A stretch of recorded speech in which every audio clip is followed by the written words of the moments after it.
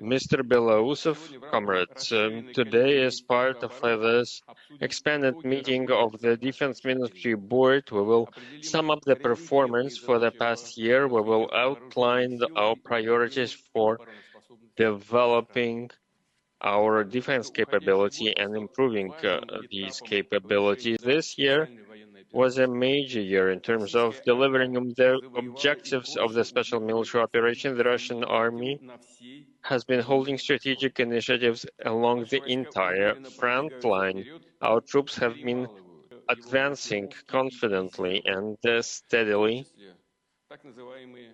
This includes the elite units which were trained in the West. They're being defeated by the Russian troops. They're equipped with foreign equipment and weapons. This year, over 300 communities have been liberated already, including major cities, which the enemy turned into strongholds, where there are long-term fortifications and permanent fortification facilities, but they could not resist the courage and valor and combat prowess of our fighters.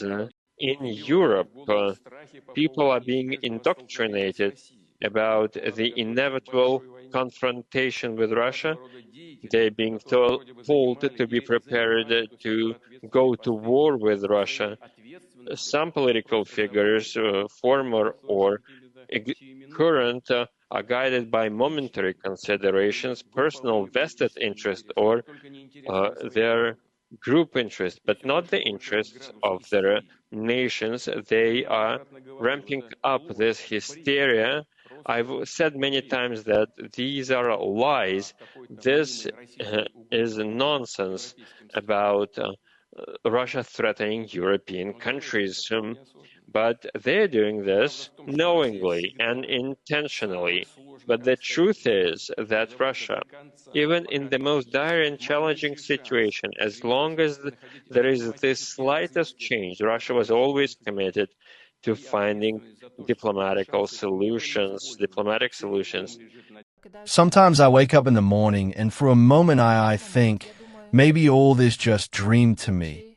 Maybe it's a bad dream. And at that very moment, it becomes clear to me, no, it is not a bad dream. This is almost 4 years now. A daily bad dream, a daily nightmare. Every day, every night for this country. And not only for Ukraine, but for all of us. It is about the criminal war, the criminal attack by Putin on Ukraine, which happened in 2022 and continues to this day. It is a criminal attack on the world order that Russia and previously the Soviet Union agreed upon with all of us. And therefore, this is central, the task I have undertaken, to closely cooperate with Ukraine and welcome the representatives of Ukraine today. And yesterday we began negotiations with the President, with Zelensky and representatives of the American delegation for the first time in such a composition. And today I have invited some of our European partners to bail in for further consultations. And I would like to thank you, Mr. Brook, for organizing this conference. It's just the right time to do so, to make something more out of this format than just an economic conference. And at the same time, I also urged American colleagues and European colleagues to meet today in Berlin. And that is why it is not merely an economic conference. Thus, we have the task of truly effectively supporting Ukraine. Moscow, despite our consultations, continues the offensive on the battlefield. In the European Union, within a short period of time, we have achieved a lot. What we have done in order to arm Europe itself. And I'm also talking about sanctions, unprecedented sanctions, that we have jointly implemented across all of Europe against Russia. I'm talking about the military and civilian aid programs that have been ongoing for 3.5 years, which among other things also pave Ukraine's path into the European Union. We will not rest in this. We will do everything the situation requires of us and demands a just peace. This means taking care of, among other things, that Ukraine survives this winter and also providing the country with everything necessary for further reconstruction. Ladies and gentlemen, Germany takes on a special responsibility in this context. Since February 2022, we have supported militarized Ukraine with 40 billion euros. Also, with an amount 36 billion euros, we supported civilian infrastructure, and more than 11 billion euros we will allocate in 2026. And already now 170 million euros are allocated to protect Ukraine's energy infrastructure from Russian attacks. We will also ensure energy supply, schools, hospitals, and other infrastructure, kindergartens, hospitals, and schools.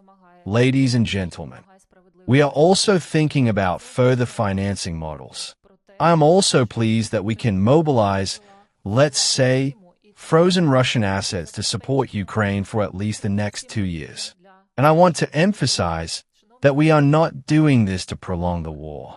On the contrary, we are doing this to end the war as soon as possible, because this sends a signal to Moscow that for Moscow there is no sense in continuing this war.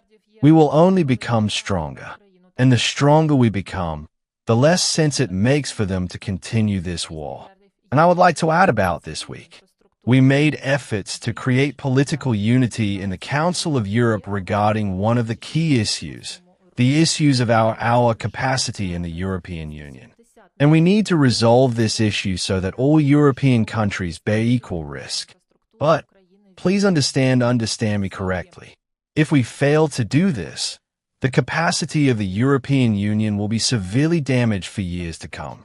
And it will be a very dark hour in our history if we cannot stand firm on our own continent and protect ourselves. Therefore, this hour is for us such an important one. And on this note, I would like to say that alongside public capital, we are also allocating private capital for reconstruction of Ukraine. And there are already many German enterprises that are now actively working in Ukraine, and those that are interested in this. And it's not surprising. You heard the numbers. Even during the war, the economic activity of this country is increasing. And there is a very large growth potential, among other things, in the field of agricultural technology and the military-industrial complex.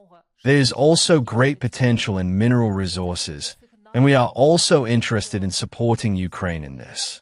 And in this way, we can better engage private potential by creating the necessary prerequisites and improving them despite difficult circumstances. I am very happy that a new financing instrument was announced by our minister a few hours ago. Therefore, I am very pleased that so many business representatives are here. You demonstrate with your presence that you travel to Ukraine, that you make contracts. We are also thinking about further financing models. I'm also pleased that we can mobilize, let's say, frozen Russian assets to support Ukraine for at least the next 2 years. And I want to emphasize that we are not doing this to prolong the war.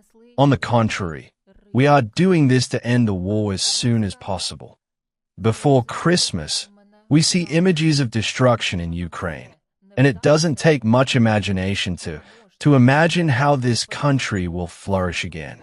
We see every day, as has already been said, I will repeat, how much determination, how much strength and courage, how much creativity is in this country and its people. And this energy, when directed not towards war, but towards rebuilding of your own country, imagine how this country will flourish. And this is one of the key ideas of Europe.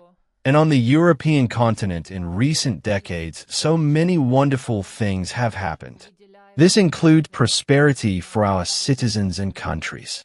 We must protect this today and in the future. We must reassess this for ourselves. And in doing so, Ukrainian men and women stand by our side. We know what this means.